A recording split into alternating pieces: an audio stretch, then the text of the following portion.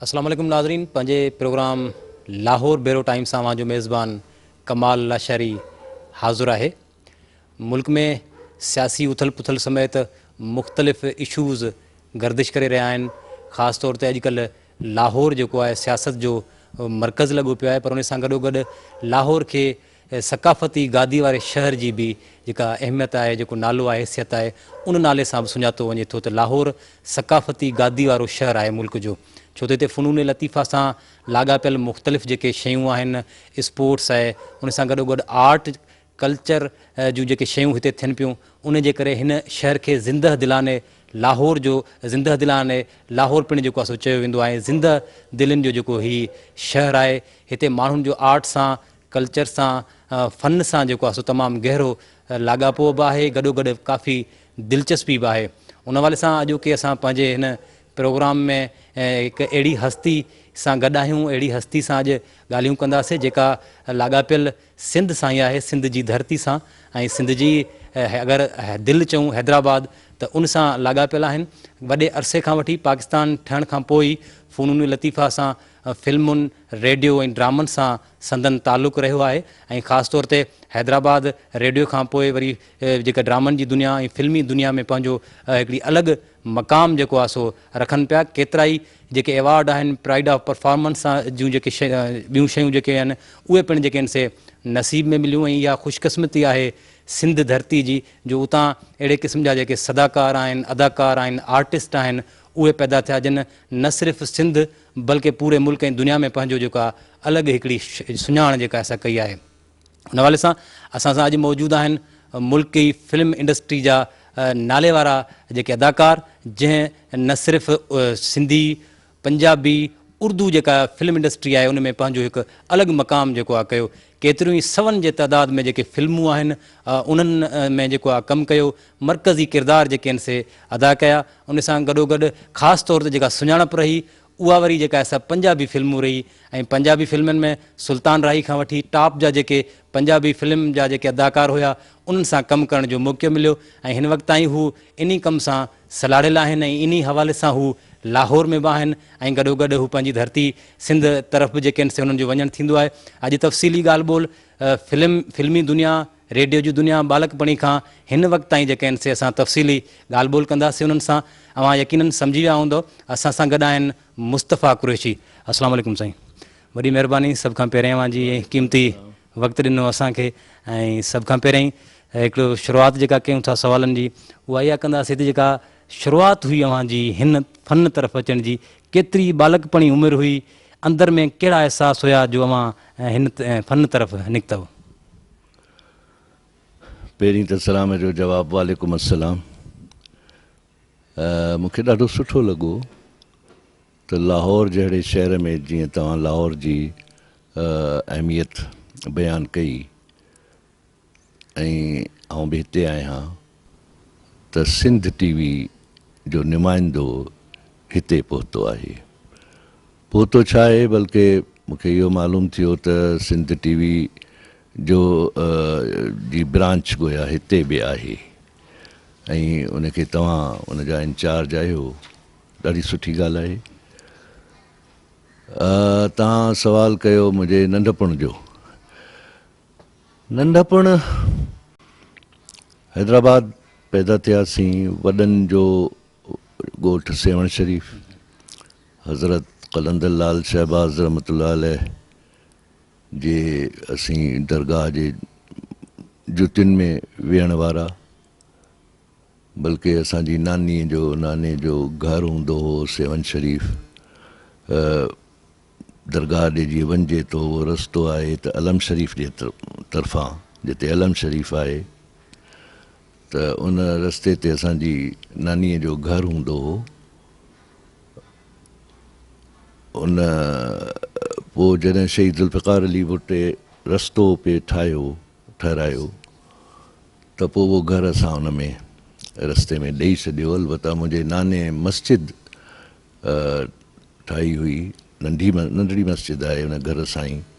त हाणे घर त कोन्हे, लेकिन मस्जिद अञा अॼु बि क़ाइमु आहे।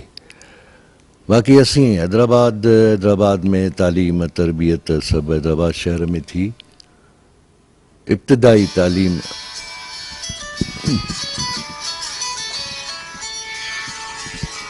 तां थींदो शुरू हो तो पंहिंजो त मुंहिंजी जेका इब्तिदाई तालीम हुई उहा मदरसे जी आहे।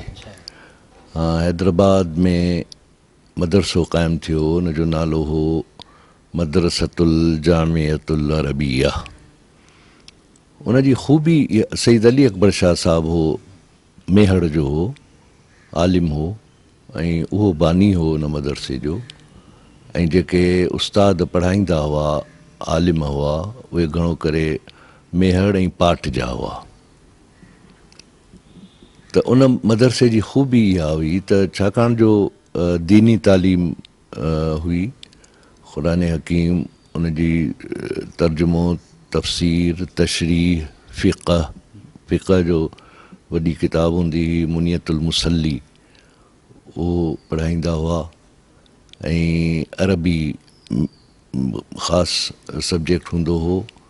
लेकिन गॾोगॾु उहे ई आलिम बहितरीनु इंग्लिश बि पढ़ाईंदा हुआ, अंग्रेज़ी पढ़ाईंदा हुआ, मैथमेटिक्स पढ़ाईंदा हुआ, अर्थमेटिक, जोमेट्री, अलजबरा, साइंस पढ़ाईंदा हुआ, हिस्ट्री पढ़ाईंदा हुआ, मुस्लिम हिस्ट्री, जनरल हिस्ट्री। ऐं बल्कि मुंहिंजी ख़्वाहिश आहे त अहिड़ा मदरसा अॼु बि हुजनि जंहिंमें दीनी तालीम सां गॾोगॾु इहा तालीम बि हुजे। इन लाइ को दीन मना नथो करे। ख़ैर पोइ उतां वरी पोइ government high school Hyderabad, government high school मां मैट्रिक कयमि, उन खां पोइ वरी गवर्नमेंट कॉलेज फुलेली ते जेको आहे उतां सिंध यूनिवर्सिटी ग्रेजुएशन कयमि। MA में बि मां हिकु पंहिंजो MA 2 साल थींदा आहिनि MA जा, त 1 साल कयो, ॿिए साल वरी न थी सघियो मुस्लिम हिस्ट्री में। ऐं तालीम जे दौरान ई मुंहिंजो ख़्यालु आहे कि 1956 या 55 में हैदराबाद में रेडियो स्टेशन क़ाइमु थी। त आउं अञा पढ़ंदो हुउसि, फस्ट ईयर में हुउसि कॉलेज में। त असांखे इहो जज़्बो पैदा थियो त भई असांजे शहर में रेडियो स्टेशन खुली आहे, त इन में असांजो बि को हिसो हुअणु घुरिजे। हाणे इहा ख़बर कोन हुई त को मुंहिंजो आवाज़ को नशर थियण जे क़ाबिल आहे बि की न, पर हिकिड़ो हक़ सम्झी त मुंहिंजे शहर में हैदराबाद में रेडियो स्टेशन 1 किलोवाट जी हूंदी हुई, होमस्टेड हॉल ते। ऐं हिकिड़ी उनजी मजलिस हूंदी हुई शाम जो 5 बजे खां 10 बजे ताईं। पोइ उन सिलसिले में वरी मां हेॾां होॾां चवरायो, इंटरव्यू ॾिनमि। पीर अली मोहम्मद राशिदी साहबु हो, minister of information and broadcasting. उहे हैदराबाद आयल हुआ, बराज कॉलोनी में रेस्ट हाउस हो, उते तरसियल हुआ। पोइ उनखे वञी चयुमि त ज़ेड बुखारी उन दौर जो डायरेक्टर जनरल हो रेडियो पाकिस्तान जो, ऐं वॾी शख़्सियत हो। पोइ उन मूंखे उनजे हवाले कयो। बहरहाल कमु थी वियो। ऐं त पहिरियों प्रोग्राम जेको मूंखे ॾिनो वियो, ऐं रेडियो में तॾहिं जेको इंचार्ज हो सिंधी प्रोग्रामनि जो, ऐं तमामु माहिर, यानी ॼाओ ई ॼण हू ब्रॉडकास्टिंग जे लाइ हो, ज़िंदगी हुन पंहिंजी ब्रॉडकास्टिंग में जे लाइ वक़्फ़ करे छॾी हुई। उहो हो MB अंसारी। सो पोइ मूंखे प्रोग्राम फीचर हो, हिकिड़ो फीचर थींदो आहे, हिकिड़ो ड्रामो थींदो आहे। त फीचर थींदो आहे हुन में रावी नंबर 1, रावी नंबर 2, ईअं। त पोइ मूंखे हुन में हिकु ॾिनो, उन फीचर जो नालो हो असांजो पाकिस्तान। बहरहाल आवाज़ु मुंहिंजो पसंदि आयो। ऐं पोइ वरी आहिस्ता आहिस्ता पोइ ड्रामा, पोइ ईअं कॾहिं कॾहिं कॉन्ट्रेक्ट ईंदो हो, 10 रुपया मिलंदा हुआ। हा, असांजे लाइ घणा हुआ 10 रुपया, उन वक़्तु ॼण असांजे लाइ 10 लख हुआ। ऐं ॾाढी ख़ुशी थींदी हुई। पोइ ड्रामनि में बि हिसो आहिस्ता आहिस्ता, कॾहिं कॾहिं कॉन्ट्रेक्ट। उन खां पोइ वरी 15 ॾींहंनि जो कॉन्ट्रैक्ट थियो, वरी महीने जो थियो, पोइ वरी साल जो थियो। पोइ जॾहिं साल जो कॉन्ट्रैक्ट थियो त उनखे वरी स्टाफ आर्टिस्ट चवंदा आहिनि, चवंदा हुआ या अॼु बि उहो सिस्टम आहे अलाए न। पोइ उन में त पोइ अनाउंसर बि, अनाउंसमेंट्स, ड्रामा, गीतनि भरियूं कहाणियूं, उन्हनि जी पढ़णु, कमेंट्री, ख़तनि जा जवाब, ॿारनि जी ॿारी, ॿारनि जो प्रोग्राम, ऐं हता के मज़हबी प्रोग्राम बि मारिफुल क़ुरान जे नाले सां थींदो हो। पोइ उहो सुबुह जो कराची मां थींदो हो, रिले थींदो हो सॼे पाकिस्तान जे स्टेशनुनि तां। मां वरी शाम जो उनखे तर्जुमो करे सिंधीअ में तिलावत जेका क़ुरान शरीफ़ जी आहे उहा ई कंदो हुउसि, ऐं सिंधी में उनजो जेका तफ़सीर वग़ैरह उहो आउं ब्रॉडकास्ट कंदो हुउसि। ऐं पोइ वरी ख़त अचणु शुरू थी विया त छाकाणि जुमे ते ई वरी राति जो 9 बजे ड्रामो हूंदो हो। पोइ ख़त अचणु शुरू थी विया त तारीफ़ कंदा हुआ त तमामु सुठो थो पढ़े, छाकाणि जो अरबी मुंहिंजो सब्जेक्ट रहियो, त उन ते को इख़्तिलाफ़ु कोन हो। लेकिन इख़्तिलाफ़ु इहो ज़रूरु हो त शाम जो असीं उनखे तिलावत कंदे ॿुधूं था इन आवाज़ खे, ऐं राति जो वरी इश्क कंदे ॿुधूं था ड्रामे में। ड्रामे में हीरो जो रोल ई हूंदो हो। ऐं अहिड़ी तरह सां रेडियो खां असां घणो कुझु सिखियो। रेडियो ऐं उन वक़्तु उहो साईं मदर इंस्टीट्यूट आहे। रेडियो सेखारे थो तव्हांखे ज़िंदगी जी नशिस्तो बर्ख़ास्त, रेडियो सेखारे थो। ऐं पोइ सिंध जा वॾा वॾा दानिश्वर, शाइर, अदीब, सियासतदान रेडियो ते ईंदा हुआ। पोइ उन्हनि सां मुलाक़ातूं, उन्हनि सां सिखंदा हुआसीं। सिखण जो ई सिलसिलो हो। ऐं रेडियो जंहिंजो जेको मोनोग्राम ई आहे क़ुलू लिन्नासि हुस्ना, माण्हुनि सां मिठो ॻाल्हायो, सुहिणो ॻाल्हायो, धीमो ॻाल्हायो। अहिड़ो ॻाल्हाईंदो, इहो लहजो रखंदो त माण्हुनि जी तव्हां दिलि में जॻह करे वठंदो। सो रेडियो घणो सेखारियो। पोइ रेडियो मूंखे फिल्म में बि ॾाढो कमु आयो, छाकाणि जो उते सही तलफ़ुज़, सही पॉज़िस, सही कंहिं लफ़्ज़ ते स्ट्रेसिस, इहे सभु सिलसिला हूंदा हुआ। त बहरहाल पोइ अॻियां वरी ॿियो सिलसिलो शुरू थियो।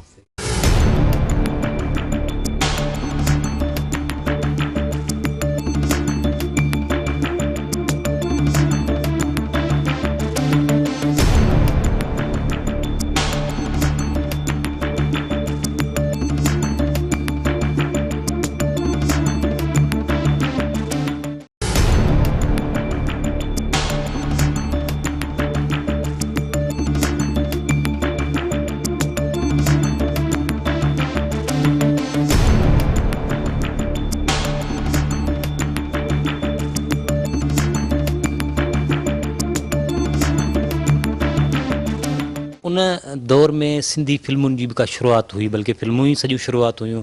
सिंधी फिल्मूं बि उन दौर में कुझु कुझु शुरू थियूं। हिकिड़ी PTV हूंदी हुई, उन खां पोइ कुझु माण्हू हुया जेके फिल्मुनि जी दुनिया तरफ़ आया पे, कुझु ठहियूं पे पंजाबी सिंधी। त सिंधी फिल्मूं जो उन टाइम ठहियूं पे, त उन टाइम में कहिड़ा सम्झो पिया त फ़नकार हुया, या उन टाइम में कहिड़ा जेके इन्वेस्टर हुया जो पोइ आहिस्ता आहिस्ता सिंधी फिल्मूं वरी बीहंदियूं हुयूं, उन्हनि जा वरी कारण कहिड़ा हुया? इहो मजमूई तौर ते छा पिया सम्झो उनखे, त फ़नकार अॻिते हलिया विया, सिंधी फिल्मुनि ताईं न आया, या इन्वेस्ट करण वारा माण्हू, राइटर ॿिया जेके आहिनि उहे उन्हनि जो लाड़ो को ओॾां घटिजी वियो? असीं तॾहिं ॼावा बि कोन हुआसीं, पर ॿुधोसीं ऐं ख़बर आहे त सिंधी फिल्म जो सिंध में जेको बानी हो, बदीन जो या मातली जो, करीम बख्श निज़ामाणी, उन पहिरीं सिंधी फिल्म ठाही हुई।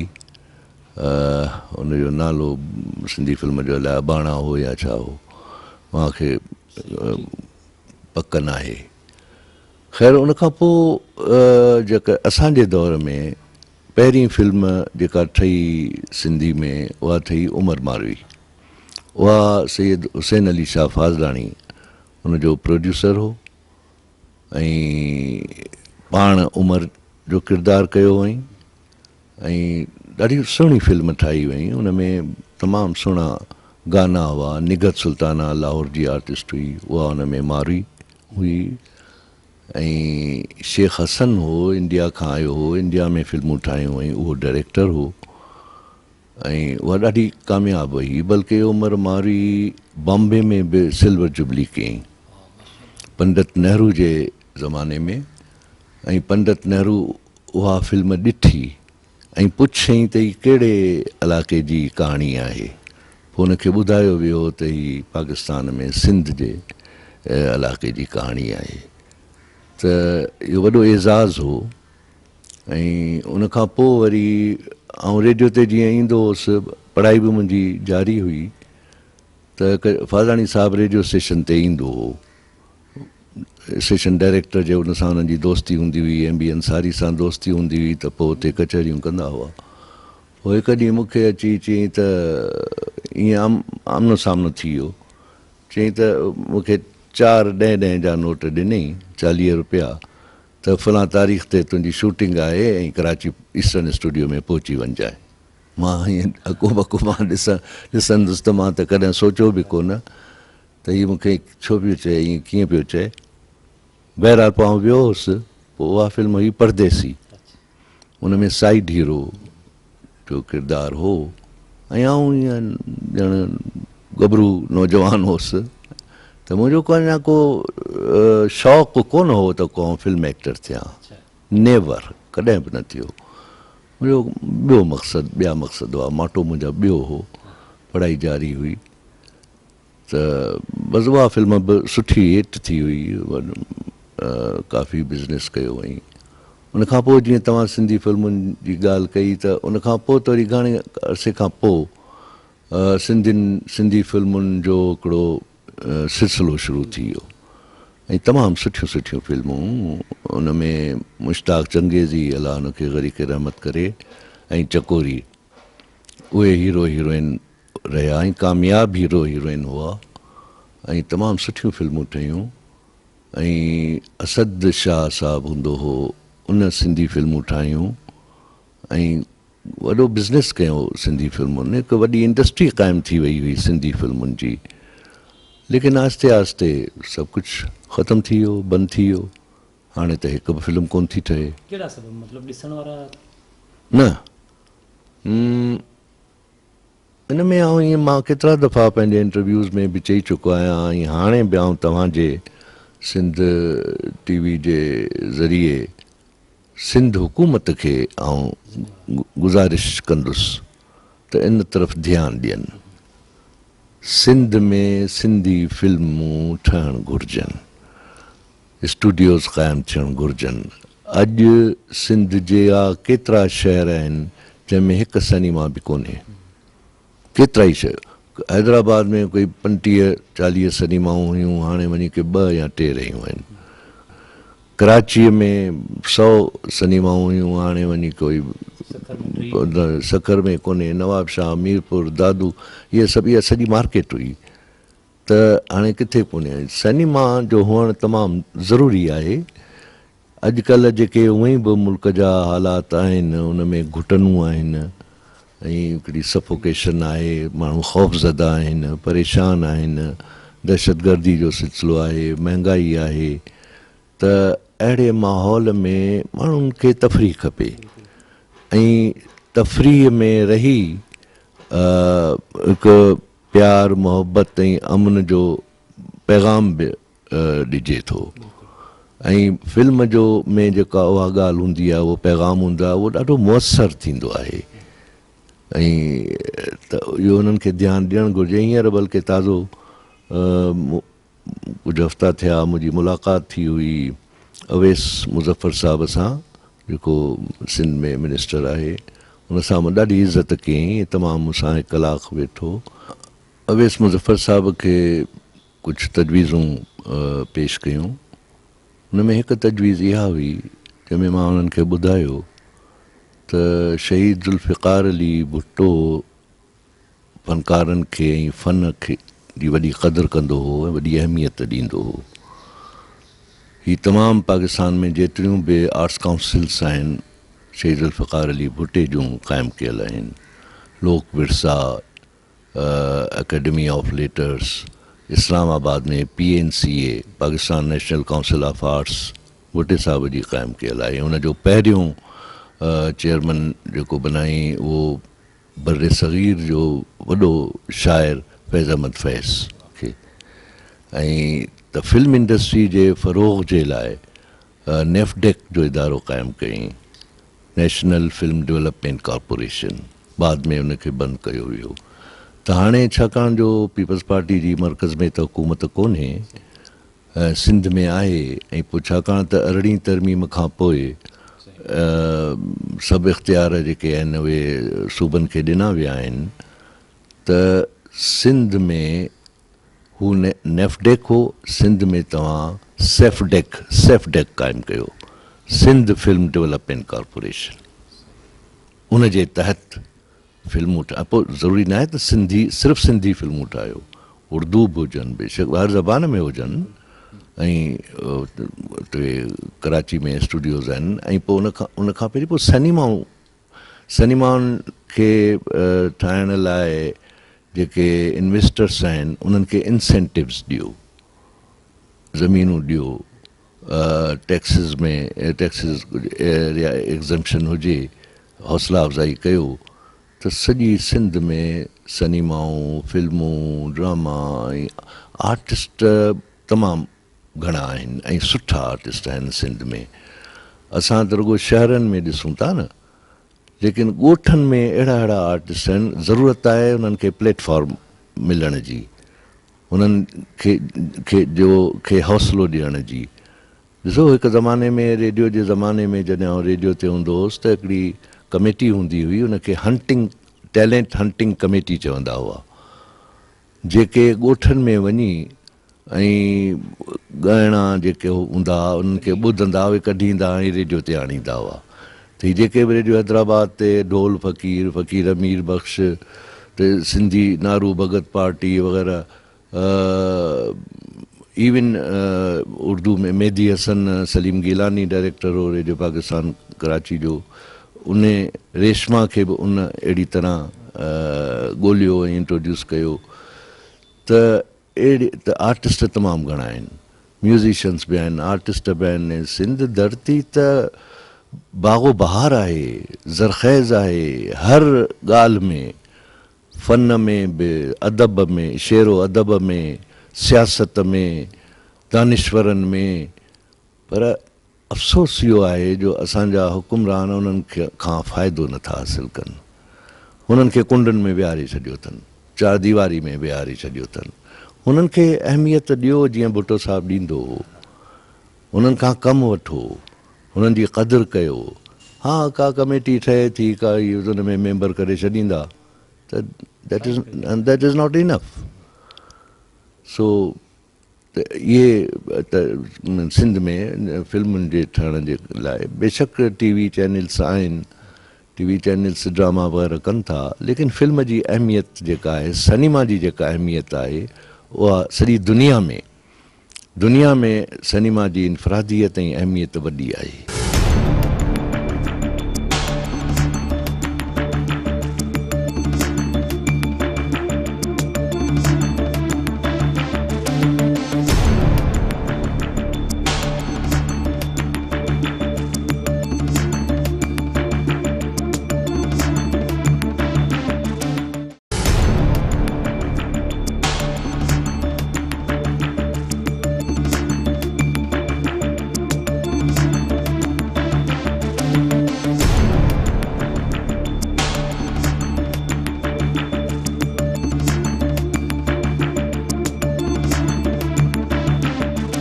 कुरी साहब, इहो ॿुधाइजो त जॾहिं रेडियो खां अॻिते वरी फिल्मी दुनिया में आया, तव्हां जीअं ॿुधायो तव्हांजो कलंदर शहबाज़ जे पेरनि खां जेको घरु हुयो वरी उहो छॾियो, निज हिकिड़ी ॿाराड़ी मां वरी हैदराबाद पहुतो ऐं सिंध यूनिवर्सिटी समेत मुख़्तलिफ़ जेके तइलीमी इदारा हुता। त पंजाबी फिल्मनि में एॾो अॻिते निकिरी आयो, को ॿोली जो मसइलो अव्हांखे कीअं पंजाबी अव्हां एतिरी कीअं अपनाई जो अव्हां ईअं महसूसु लॻे पियो त ॼण अव्हांजी मादरी ज़ुबान हुजे? ॾिसो, सिंधी ज़बान दुनिया में शायदि का हिकु अधु ज़बान हुजे, मूंखे न आहे ख़बर, लेकिन सिंधी ज़बान में दुनिया जी ज़बानुनि में या 26 अल्फ़ाबेटिक लेटर्स आहिनि अलिफ बे पे ते से, या 28 आहिनि या 30 आहिनि। सिंधी ज़बान में 52 आहिनि। 52 आहिनि कि 56 आहिनि? 52 आहिनि। त जॾहिं 52 लफ़्ज़नि खे असीं उचारे सघूं था त पोइ दुनिया जी कहिड़ी बि ज़बान आहे असांजे लाइ निहायत आसान आहे। त पंजाबी त वरी बि पंहिंजे ई मुल्क जी ज़बान आहे न। ऐं पोइ Punjabi, Sindhi, Saraiki, Multani, these are all sister languages, क़रीब क़रीब आहिनि। ऐं सचल सरमस्त बि सराइकी में बि कलाम चया आहिनि, उर्दू में बि चया आहिनि, फ़ारसी में। त इहे सभु त सिंधी ज़बान त हाणे सिंधी दुनिया में केॾांहुं निकिरी वञे उहो कामयाबु आहे, टैलेंट उन में हूंदो आहे। त मां बि को लाहौर आयो कोन हुउसि, मूंखे हितां उतां वठी आया हुआ। छाकाणि जो मूं तव्हांखे ॿुधायो न त मुंहिंजो त को शौक़ु ई कोन हुओ न फिल्म एक्टर बणिजण जे लाइ। केतिरा ई वीचारा नौजवान शौक़ीन स्टूडियोज़ जा चकर लॻाईंदा आहिनि ऐं ॾाढा पापड़ कंदा आहिनि। त मां कॾहिं इहो कोन कयो, न सोचियो। बसि पोइ इहो केतिरा दफ़ा मां इहा ॻाल्हि करे चुको आहियां मीडिया ते, हाणे हुनखे दुबारा करणु मुनासिबु नथो सम्झां त कहिड़ी तरह मूंखे वठी विया। ऐं बहरहाल पहिरीं फिल्म मां लाखों में हिक ई जेका वॾी कामयाबु थी ऐं सुपरहिट फिल्म थी, त उनखां मां उहा शूटिंग करे वरी वापसि हली आयो हुउसि। हा, छाकाणि जो मुंहिंजी पढ़ाई बि जारी हुई ऐं रेडियो ते बि आऊं हुउसि।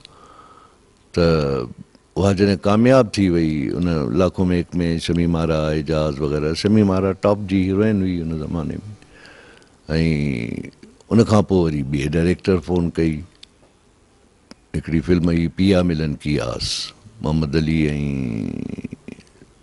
हुस्ना ज़मरुद वग़ैरह उन में सुलेमान डायरेक्टर हो। त उहा करे वरी आऊं हैदराबाद, आऊं लाहौर में सेटल कोन थियो हुउसि। अहिड़ी तरह 3 साल मां अचण वञण गुज़ारिया। लेकिन जॾहिं पोइ बाद में पोइ शादी थी जॾहिं मुंहिंजी 29 सेप्टेंबर 1970 में, त उनखां पोइ मां ॾिठो त हाणे रब खे इहो ई मंज़ूरु आहे। ऐं पोइ मां रेडियो ते तॾहिं प्रोग्राम प्रोड्यूसर बि थी चुको हुउसि, ड्रामा सेक्शन ऐं ॿारनि जो प्रोग्राम मूं वटि हूंदो हुओ। पोइ मां रेडियो तां पहिरीं त रेडियो तां लीव वठंदो हुउसि, विद पे लीव, फिर विद हाफ पे लीव, फिर विदाउट पे लीव, ईअं। पोइ आख़िर पोइ रिज़ाइन करिणो पियो। पोइ शादी खां पोइ आउं लाहौर में सेटल थियुसि। पर लाहौर में मूंखे 40-45 साल थी विया आहिनि। लेकिन मां ही पहिरीं बाऊं चई चुको आहियां, न सिर्फ़ु सिंधी मीडिया ते या सिंध में, बल्कि हिते पंजाब में बि फंक्शन्स वग़ैरह थींदा आहिनि सक़ाफ़ती, उन में मां इहा ॻाल्हि कई आहे त मुंहिंजो जिस्म हिते आहे, रूह सिंध में आहे। कुरी साहब, छा चवंदो पुराणे ज़माने में लोकेशन्स ॿाहिराड़ी जूं हूंदियूं, घणे क़दुरु स्टूडियो में शयूं तयारु थी वेंदियूं, घटि बजट में शयूं थींदियूं। हाणे लोकेशन करोड़े रुपया ख़र्च थियनि था, ॿाहिरि वञनि था, नाले वारा जेके आर्टिस्ट आहिनि उहे उन में हिसो वठनि था, करोड़नि में जेका बजट आहे उहा थिए पई। उन बावजूद बि आवाम जेका आहे सा उहा सिनेमाउनि ते न पई पहुचे। सिनेमाउनि ताईं मुतवजह उहे करोड़नि जी बजट वारियूं वॾियूं ॿाहिरि मुल्कनि में जेके फिल्मूं आहिनि उहे बि जेके हिन से माण्हुनि खे एॾो मुतवजह न पियूं कनि जेके आणण ताईं, जेके हिन से पंहिंजो सिनेमाउनि ताईं। उन जा कारण कहिड़ा पिया सम्झो? तव्हां कहिड़ी पाकिस्तानी फिल्म जे लाइ था चओ? पाकिस्तानी फिल्म त हाणे हिकु ज़मानो हो जॾहिं साल में 150, 200, 125 फिल्मूं ठहंदियूं हुयूं। हाणे वञी कोई 4-5 रहियूं आहिनि। सॼे पाकिस्तान में कोई 900 सिनेमा हाउसिस हुआ, टुटंदा विया, प्लाज़ा बणिजंदा विया, त हाणे वञी कोई 250 रहिया आहिनि। हा, इहो ज़रूरु आहे त के नयूं सिनेमाऊं ठहियूं आहिनि जेके बैनुल अक़वामी मेयार जूं आहिनि ऐं लेटेस्ट टेक्नोलॉजी सां इक्विप्ड आहिनि। तमामु सिनेप्लेक्सिस, तमामु ख़ूबसूरत सिनेमाऊं आहिनि, पर उहे वरी इंडियन फिल्मूं हलाइनि था। हाणे इंडियन फिल्मुनि जो को कानून कोन्हे, पॉलिसी कोन्हे, कानून कोन्हे, लेकिन अचनि पियूं। सिक्योरिटी कल्चर मरकज़ी जेको आहे उहो लाइसेंस ॾिए थो, ऐं हुकूमती इदारो सेंसर बोर्ड आहे उहो सर्टिफिकेट ॾिए थो ऐं फिल्मूं हलनि पियूं। हालांकि कानून तॾहिं थींदो इन ते MLO 81 जे तहत पाबंदी आहे ऐं इहा पाबंदी तॾहिं ख़तमु थी सघे थी जॾहिं पार्लियामेंट बिल पास करे ऐं सदर दस्तख़त करे। पर चोर दरवाज़े खां अचनि पियूं। पहिरीं त असां इन ते एहतजाज कयो, छाकाणि जो भारत इंडिया बहरहाल वॾो मुल्क आहे, वॾी इंडस्ट्री आहे ऐं पूरी दुनिया जी मार्केट हुननि कैप्चर कई आहे। त हाणे पाकिस्तान जी मार्केट बि खणी विया आहिनि। त ज़ाहिर आहे जॾहिं वॾो मुल्क, वॾी इंडस्ट्री, त असांजो नंढो मुल्क त असां ते हावी थी विया। घर घर में हिंदी सक़ाफ़त जेका आहे उहा पहुची चुकी आहे। त इन ते बि गौर थियणु घुरिजे। पर असीं इहो बि चऊं था त असीं ख़ाइफ़ न आहियूं। भारतीय फिल्मूं अगरि अचनि थियूं त उनजो को तरीक़ेकार बनायो वञे। भारतीय फिल्मूं अचनि, असांजूं बि फिल्मूं वञनि। ॾिसो, अमन मोहबत वन साइडेड न थी सघंदी, ॿिन्ही तरफ़नि खां हुजे त उहा कामयाबु आहे। त ऐं लेकिन इन्हीअ जे बावजूदि, भारतीय फिल्म जे अचण जे बावजूदि कुझु फिल्मूं असांजूं पाकिस्तानी ठहियूं आहिनि जिन वॾो बिज़नेस कयो आहे। ये ख़ुदा के लिए, बोल, हाणे अॼुकल्ह मैं हूं शाहिद आफरीदी, ज़िंदाबाग, इहे अहिड़ियूं फिल्मूं आहिनि बहितरीनु बिज़नेस करे रहियूं आहिनि। ऐं मुंहिंजूं पंहिंजूं पंजाबी फिल्मूं सुआ जोड़ा निहायत कामयाबु फिल्म हुई। इंडियन फिल्म जे साम्हूं लॻल हुई। वोटी लेके जाणी निहायत बिज़नेस कयईं, वॾो बिज़नेस कयईं।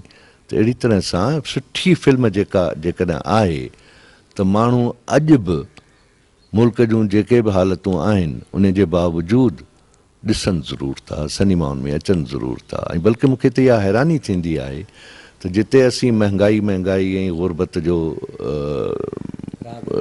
राग अलापियूं था, उते कराची में, लाहौर में बि भारतीय फिल्मुनि जूं 1200 रुपया टिकेट, 2000 रुपया टिकेट ख़र्च करे ॾिसनि था फैमिलीज़। छा था करे सघो? त ज़रूरत इन ॻाल्हि जी आहे मरकज़ी हुकूमत खे बि आउं इहो चवंदुसि त पाकिस्तानी फिल्मुनि खे ऐं सिनेमा ओनर्स जेके आहिनि पाकिस्तानी फिल्मुनि खे तरजीह ॾियनि। पंहिंजो मुल्क आहे, पंहिंजी लोकल कॉन्टेंट जेको थींदो आहे, मक़ामी असांजा आर्टिस्ट, असांजी मक़ामी प्रोडक्ट जेका आहे उनखे तरजीह ॾियणु घुरिजे। इहा हुबुल वतनी जे जज़्बे जो इज़हार आहे। ईअं ई जीअं अव्हां चयो त को कानून त मौजूदु कोन्हे, पर पोइ बि जेके इंडियन फिल्म आहिनि उहे जेके आहिनि से अचनि पियूं, लॻनि पियूं ऐं बिज़नेस कमाइनि पियूं। ईअं ई ताज़ो हाणे वरी जेके आहिनि मुख़्तलिफ़ मुल्कनि जा ड्रामा जेके आहिनि डबिंग करे उहे बि असां वटि मुख़्तलिफ़ जेके इंटरटेनमेंट चैनल आहिनि उन्हनि ते अचनि पिया। उन जे ख़िलाफ़ बि कुझु जेके आहिनि एहतजाज वग़ैरह फ़नकारनि बि कया आहिनि। त उन हवाले सां बि चवंदो त अहिड़े क़िस्म जी उते बि का ज़रूरत अहिड़ी का अचे, छो त जेकॾहिं उहे ड्रामा अचनि था उहे शायदि सस्ता पवनि था चैनल मालिकान खे या प्रोड्यूसर्स खे, उहे अचनि पिया त ईअं पंहिंजा जेके फ़नकार आहिनि उहे मुतासिर थियनि पिया। बिल्कुलु मुतासिर थियनि था।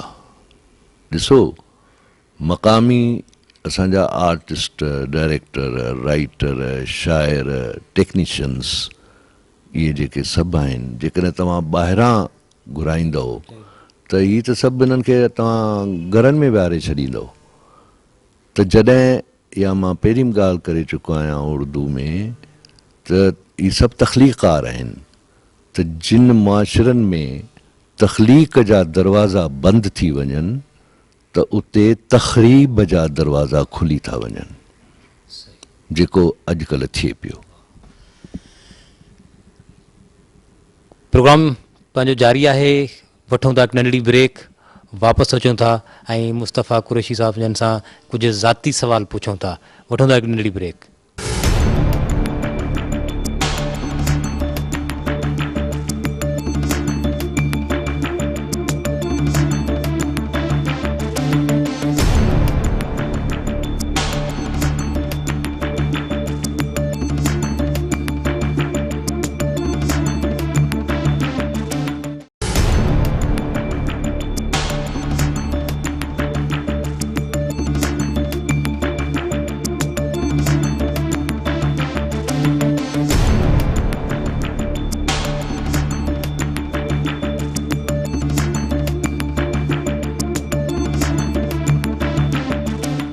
वेलकम बैक नाज़रीन। कुरैशी साहब सां प्रोग्राम ॻाल्हियुनि जो सिलसिलो जेको आहे जारी आहे। हिकु भेरो ॿीहर असां गुफ़्तगू कंटिन्यू कयूं था।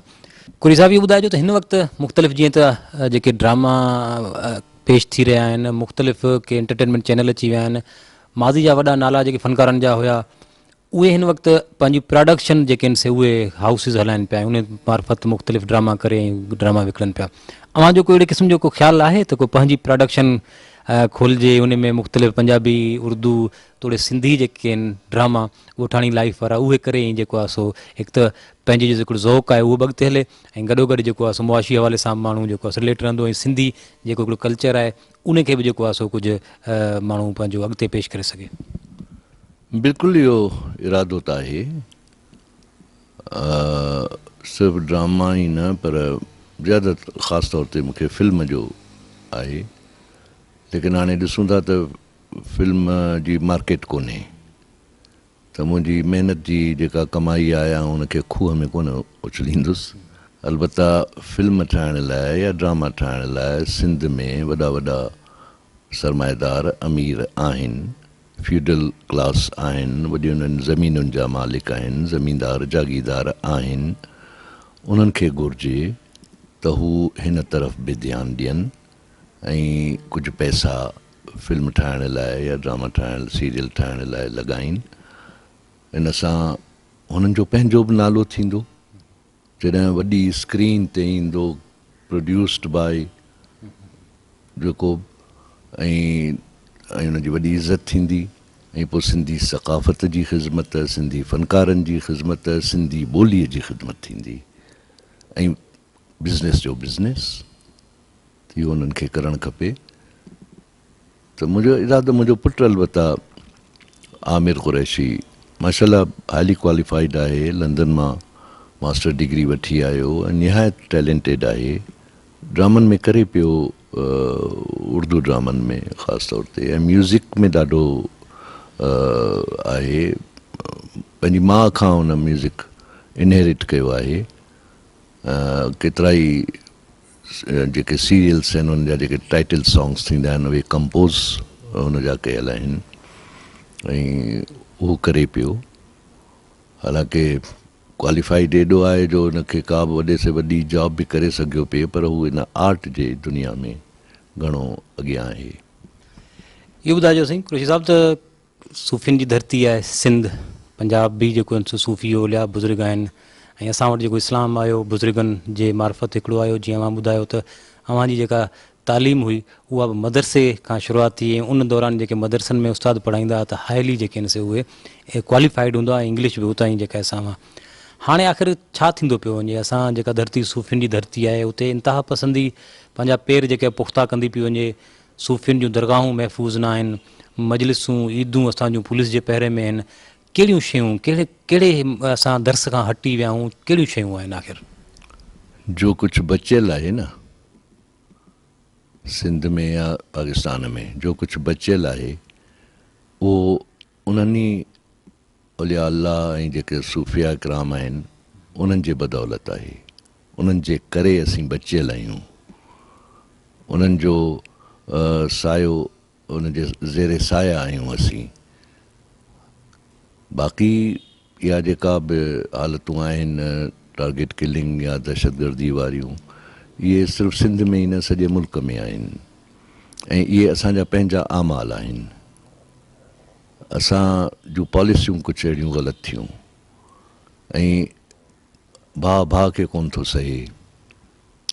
कूड़, मुनाफ़िक़त, नफ़रतूं इहे घर करे वयूं आहिनि। दीन खां बि हटी विया आहियूं। दीन त सेखारे थो मोहबत, इंसानियत, एतिराम आदमियत, दीन सेखारे थो, पर असां उन ते अमल कोन कयो आहे।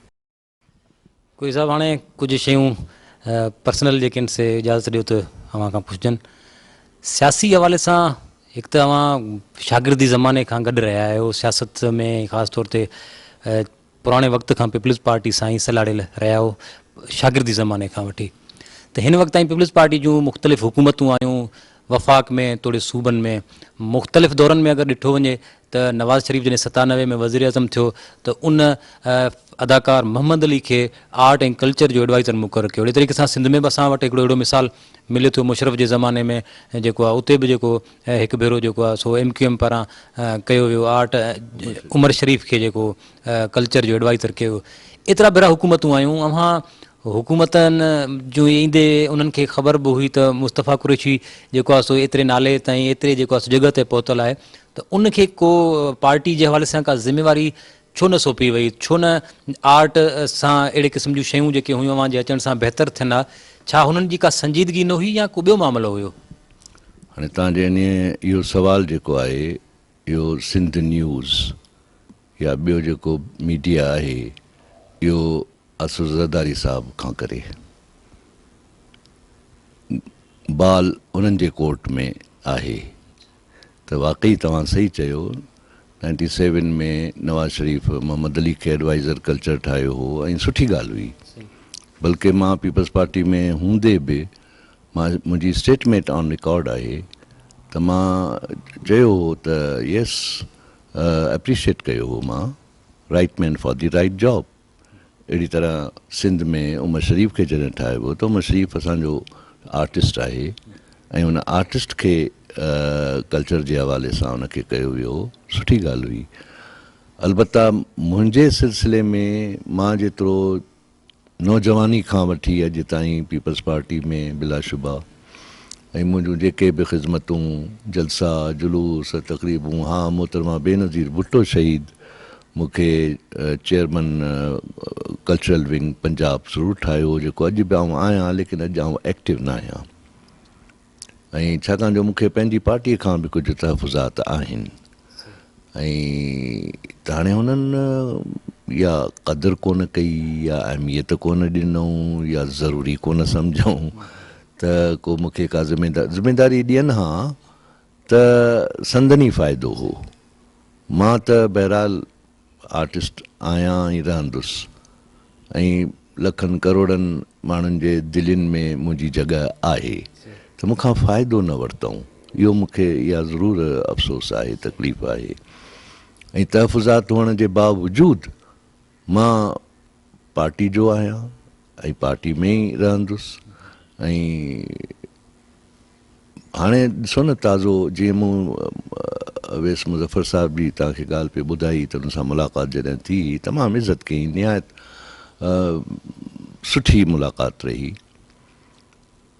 त उते एडिशनल सेक्रेटरी कल्चर हो या केरु हो मां नथो सुञाणा सिंध जो, उनखे चयईं त मुस्तफ़ा कुरैशी साहब को सेंसर बोर्ड का मेंबर बनाए त मां इनकार कयो। मुंहिंजो मेंबर सेंसर बोर्ड जो मेंबर खां घणो मथे आहियां, मेंबर छा थींदो आहे। पर हाणे जॾहिं आउं हिते लाहौर में आहियां त मूंखे ख़बर पई त सेंसर बोर्ड जो चेयरमैन फ़ख्र आलम खे कयूं। हा ठीकु आहे, फ़ख्र आलम बि आर्टिस्ट आहे, सिंगर आहे, हुकूमत उनखे बनायो आहे, उन बहितर सम्झो आहे त अलाए कहिड़ी उन्हनि ख़ूबी ॾिठी, हालांकि फिल्म जे हवाले सां फ़ख्र आलम सूट नथो करे। उन 2-3 फिल्मूं कयूं हुयूं जेके फ्लॉप थियूं हुयूं, मां मुखालिफ़त नथो कयां, लेकिन केतिरनि माण्हुनि पसंदि न कयो।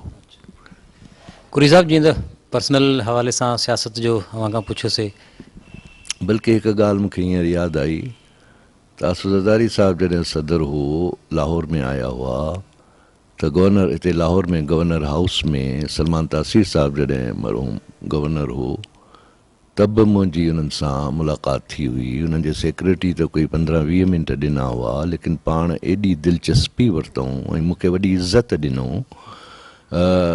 1 कलाक मूंसां वेठा रहिया, मां हितां वठी बि वियोसि आर्टिस्टनि खे, जंहिंमें रीमा हुई, ग़ुलाम मुहीउद्दीन हो, असांजो सीनियर डायरेक्टर असलम डार हो, बहार बेगम हुई, उन्हनि खे मां वठी वियोसि ऐं फिल्म इंडस्ट्री जे हवाले सां मूं तजवीज़ूं ॾिनियूं, ॻाल्हायो इहो त विच में सलमान तासीर चयो त सर अगरि मुस्तफ़ा कुरैशी साहब को एडवाइज़र कल्चर बनाया जाए त आसिफ ज़रदारी साहब जवाबु ॾिनो, ख़ुशि थियो, चई यस इट्स अ गुड आइडिया, लेकिन उन खां पोइ कुझु बि न। मूंखे वरी हेठियां जेके चवंदा रहा त आप परसू करें, मैंने कहा मैं क्यों परसू करूं, मुझे सब जानते हैं, ये मेरी इज़्ज़त नफ्स और ख़ुददारी की बात है। मैं जाके चक्कर लगाऊं, रिक्वेस्ट करूं या परसू करूं, वो नहीं करना है, करें ना, उनके नंबर बढ़ेंगे। छाकाणि जो मूंखे करण सां मां यकीन सां चई सघां थो त अपोज़िशन पार्टी बि का बि मुखालिफ़त न कंदी। मुंहिंजो कैरेक्टर अहिड़ो रहियो आहे। अॼु सम्झो पिया त जेकॾहिं मिसाल जीअं आइन जे आर्टिकल ॿुधायो त उन तहत जेको आहे सो हाणे इहे घणे क़दुरु शयूं सूबनि खे मुंतक़िल थी वियूं आहिनि। जेकॾहिं सूबाई हुकूमत चाहे थी सिंधी फिल्म, सिंधी ड्रामनि या सिंध जे हवाले सां का अव्हांखे ज़िम्मेवारी ॾियण, जेकॾहिं हू चाहिनि था त उन जे हवाले सां अव्हां रेडी हूंदव? हाँ, वो ॾिसंदुसि जेकॾहिं वाकई फ्रूटफुल आहे सिंध जे लाइ, सिंध जे फ़नकारनि लाइ, शाइरनि लाइ, अदीबनि लाइ, दानिश्वरनि लाइ, म्यूज़िशन्स लाइ, ऐं मुंहिंजूं ख़िदमतूं हाज़िर आहिनि, मां ज़रूरु कंदुसि। बल्कि जेके मूं तहफ़ुज़ात जी ॻाल्हि कई, पंहिंजे ई पार्टी खे ॾिसो असांजे पंहिंजनि ई कमज़ोर कयो। मां इन ख़्याल कोई मूंसां इत्तिफ़ाक़ करे या न करे त कोई मुखालिफ़ पार्टियुनि असांखे कोन नुक़सानु पहुचायो आहे, असांजे पंहिंजनि ई असांखे नुक़सानु पहुचायो आहे। त हाणे वञी हिकु मरकज़ी पार्टी हुई असांजी, फेडरेशन जी पार्टी हुई, ऐं इहो नारो हो त चारों सूबों की ज़ंजीर बेनज़ीर बेनज़ीर, अॼु वञी सिंध ताईं रही आहे। त इहो निहायत अलमियो आहे, निहायत अफ़सोसनाक ॻाल्हि आहे, जिते पार्टी जे असरदारी साहब तमामु सुठा सुठा कम कया, पंहिंजा इख़्तियार पार्लियामेंट खे ॾिनऊं, सूबनि खे ख़ुदमुख़्तारी ॾिनऊं, NFC अवॉर्ड कयूं, ऐं ॿियूं केतिरियूं तमामु सुठियूं सुठियूं ॻाल्हियूं कयूं, ऐं तमामु सुहिणे ख़ुशि असलूबी सां सुहिणे तरीक़े सां इंतक़ाल इक़्तिदार थियो, ऐं पहिरियों भेरो ऐं जमहूरियत जो तसलसुल क़ाइमु रखण जे लाइ। त उते कुझु अहिड़ियूं ॻाल्हियूं बि थियूं जो तहफ़ुज़ात, हाणे नंढड़ी ॻाल्हि आहे, का अहिड़ी ॻाल्हि त कोन्हे मुल्क जे हवाले सां या को वॾो इशू कोन्हे, लेकिन ॻाल्हि निकिती आहे त मूंखे चवणो पवे थो त मुंहिंजी ज़ाल, मुंहिंजी वाइफ, मुंहिंजी बेगम, मुंहिंजी अहलिया रुबीना कुरैशी, सॼी सिंध छा सॼो पाकिस्तान हुनखे ॼाणे थो। हुन जूं वॾियूं ख़िदमतूं आहिनि मौसीक़ी जे हवाले सां।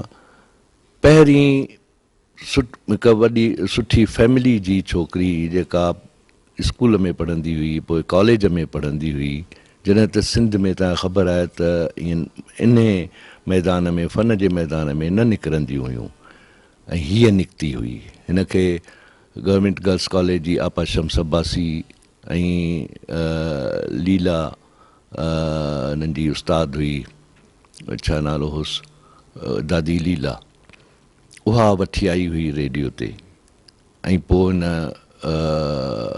अवल अलीम आलम जो धणी क़ाइमु पंहिंजे कुदरत सी क़ाइमु आहे क़दीम सो सारा सचो धणी, इन्हीअ खां इतां शुरू कयो। ऐं बल्कि रेडियो पाकिस्तान हैदराबाद जी जेका ओपनिंग थी हुई सा रुबीना जे आवाज़ सां थी, ऐं उनखां पोइ सिंधी, सराइकी, मुल्तानी, पंजाबी, उर्दू गीत, सिंध जा जेके बि शाइर, तनवीर अब्बासी, मंज़ूर नक़वी, शेख अयाज़, बरदा सिंधी, ज़ेब आकली, परवानो भट्टी, जेके बि उन्हनि सभिनी जा उन इमदाद हुसैनी टिखड़ाई, सभिनी जा उन गीत ॻाया, कलाम कोई हज़ारनि जे तइदाद में, ऐं पोइ सूफ़िया कराम जा कलाम, सचल, शाह, बेदिल, बेकस, उन्हनि सभिनी जा मंठार फ़क़ीर, त सभु ॻाया, वॾियूं ख़िदमतूं। पोइ शहीद ज़ुल्फ़कार अली भुट्टे, जीअं मूं चयो न त हू फ़नकारनि जी ॾाढी क़दुरु कंदो हो, त हुनखे टर्की मोकिलियो ऑफिशियली डेलीगेशन में। टर्की, इंडोनेशिया, जिते वञी हुन हिकिड़े ई ॾींहं में उन्हनि जी ज़बान में, टर्किश ज़बान में गानो सिखी, ऐं टर्की जे सदर जॾहिं उन डेलीगेशन खे डिनर ॾिनी हुई त उते ॻायो, ऐं अहिड़ी तरह इंडोनेशिया में सदर स्वीकारनो हो, उन जी दावत में इंडोनेशियन ज़बान में उन ॻायो। इन तरह सां हुन पाकिस्तान ऐं Turkey, Pakistan Indonesia, Pakistan China जी दोस्ती खे स्ट्रेथिन कयो, मुस्तहकम कयो, मज़बूत कयो। ये तमामु ख़िदमतूं ऐं उन खां अलावा समाजी ख़िदमतूं घणी उन जूं आहिनि, लेकिन उनखे अॼु ताईं प्राइड ऑफ परफॉर्मेंस न ॾिनो। ऐं पाण एॾी ख़ुददार आहे, कॾहिं कोन चयईं, कोन चवंदी आहे। हिकु दफ़ो हिन ई असांजी हुकूमत में, गुज़िरियल हुकूमत में हिकु दफ़ो इस्लामाबाद मां फ़ोन आई त पंहिंजी CV मोकिलियो पंहिंजो प्राइड ऑफ परफॉर्मेंस जे लाइ। त पहिरियों दफ़ो त हुन ख़ैर ॾियारे मोकिली रेडियो जी तरफ़ां वई, ऐं लेकिन अनाउंस कोन थियो। वरी ॿिए साल फ़ोन आई त ॿिए साल चई न बेइज़ती आहे, ऐं पहिरीं तव्हां ईअं पाण फ़ोन कई हुई ऐं घुरियो त न हो नालो त आर्टिस्ट तमामु हसास थींदो आहे, त उहो ॾाढी हर्ट थी हुई। त हुन चयो न आउं कोन, पर पोइ मुर्तज़ा सोलंकी साहिबु हो डायरेक्टर जनरल रेडियो पाकिस्तान जो, उन पाण फ़ोन करे चई न अदी ग़लती थी आहे, तव्हां हाणे मोकिलियो त चलो। वरी मोकिलियईं, वरी नालो ग़ाइबु, वरी नालो ग़ाइबु। पोइ त रुनी लिटरली शी वेप्ट। और ऐं पोइ त हुन मीडिया में हिते सिंधी अख़बारुनि में उन्हनि पुछो जॾहिं, त उन्हनि खे चयईं त हाणे मुंहिंजी वसीयत आहे, वसीयत आहे त जेकॾहिं मुंहिंजे मरण खां पोइ हीअ हुकूमत मुंहिंजो प्राइड ऑफ परफॉर्मेंस अनाउंस थी करे त को बि रिसीव न करे। अहिड़े क़िस्म जूं ॻाल्हियूं जॾहिं ही कनि था, हिननि कयूं त पोइ ॾाढो हार्ड। ऐं पोइ आर्टिस्ट, ऐं वरी टियों साल वरी आयो त पाण त कोन कयईं, पर पोइ हाणे छाकाणि जो आऊं पीपल्स पार्टी सां घणो, त मां पाण ई फार्म भरे मोकिले छॾियो। 3 साल बि कोन थियो। त इहो हाणे आऊं छा लफ़्ज़ वठां, आहिनि त पंहिंजा, लेकिन पंहिंजनि क़दुरु कोन कयो।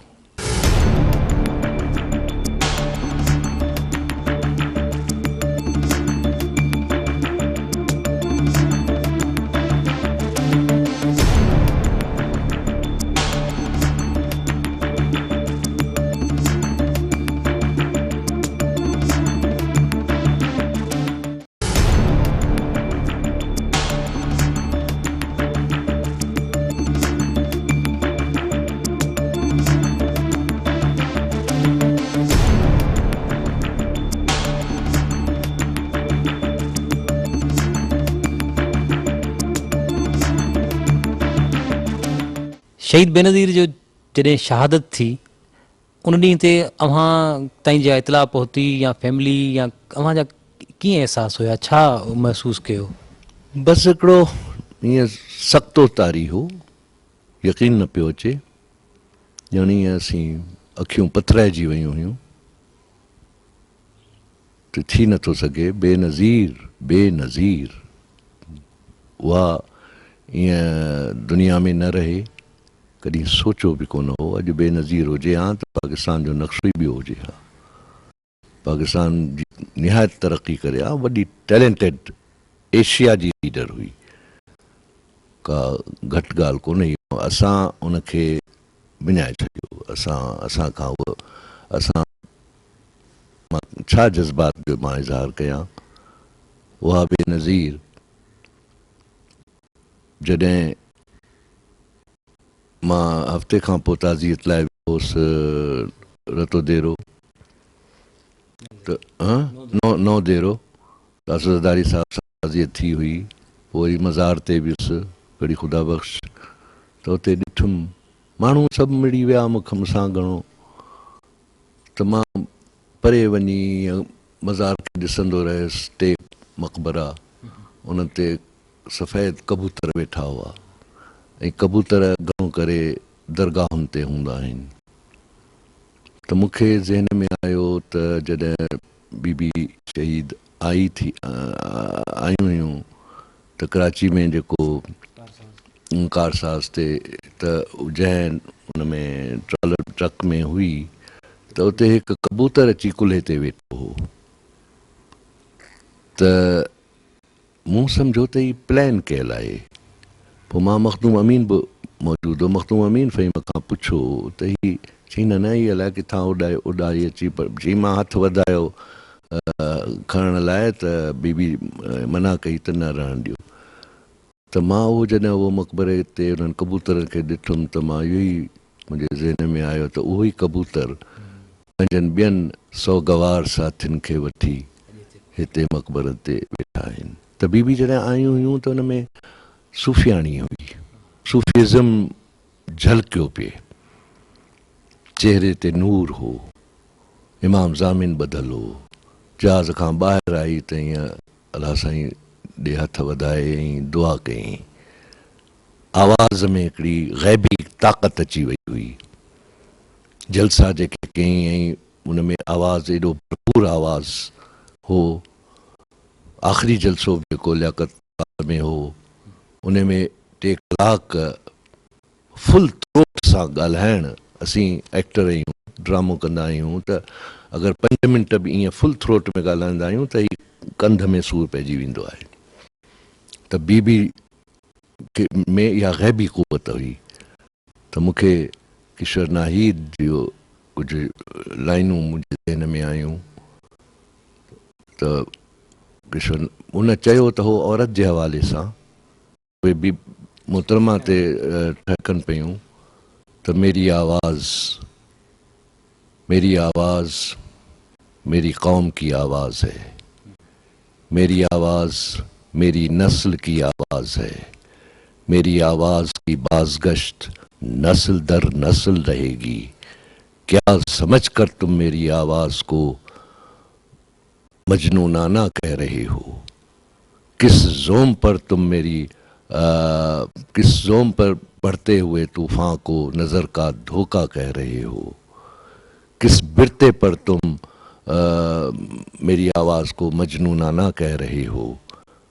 मैं सच कहती हूँ, मैं पैगंबर नहीं हूँ, मैं सच कहती हूँ, मैं पैगंबर नहीं हूँ, बस मैं कल आज को आँख खोल कर देख रही हूँ। बीबी अॼु बि ॾिसे पई त मुंहिंजनि कारकुननि सां छा थी रहियो आहे, मुंहिंजी पार्टीअ सां छा थी रहियो आहे, मुंहिंजी सिंध सां छा थी रहियो आहे, मुंहिंजे मुल्क सां छा थी रहियो आहे। कुरी साहब, ज़िंदगी जा अरसा पूरा ज़िंदगी तव्हां ॾेई छॾी फ़न खे, का अहिड़े कैरेक्टर जेको रहिजी वियो हुजे, अञा दिलि चवंदी हुजे त को हाणे मौक़ो मिले त को उहो कैरेक्टर मां करे वठां? कैरेक्टर तक़रीबन मां सभई कया आहिनि, को बि छॾियो कोन्हे। उर्दू, पंजाबी, लाचन कुर्तन में बि, यंग बि, ओल्ड बि, इवन नौजवानी में, जवानी में बि मां ओल्ड कैरेक्टर्स कया। पागलनि जो बि कयो त कॉमेडी बि कई आहे ऐं सभु कया आहिनि। पसंदि जो मां चाहियां थो त अॼु जूं जेके हालतूं आहिनि मुल्क जूं दहशतगर्दी जे हवाले सां, उन में को कैरेक्टर हुजे ऐं उन में अहिड़ो को किरदारु लिखण वारो लिखे ऐं अहिड़ा डायलॉग्स ॾे त उहे जेके दहशतगर्द आहिनि उन्हनि जे दिलनि ते असरु करे। पसंदि जो शाइर सिंधी में ज़ाहिर आहे, सिंधी में शेख अयाज़ ऐं पोइ उस्ताद बुखारी। को डायलॉग अहिड़ो जेको अव्हांखे हिनमहिल बि यादि हुजे, या जेकॾहिं वेंदा हुजो तीअं अव्हांखे को उहो डायलॉग चवंदा हुजनि? डायलॉग हाणे मुंहिंजा कई 600 तक़रीबन मूं फिल्मूं कयूं आहिनि। हर फिल्म में मुंहिंजा डायलॉग हुआ। बल्कि हिकु दफ़ो छा हो जो ईरान में जॾहिं ज़लज़लो आयो हो, सॼो शहर, उन शहर जो अलाए छा नालो हो, उहो सॼो ग़र्क़ थी वियो हो। त उन सिलसिले में ईरान जी त लंदन में हिकु तंज़ीम हुई, मूंखे सॾायो हुओ फंड रेज़िंग जे लाइ।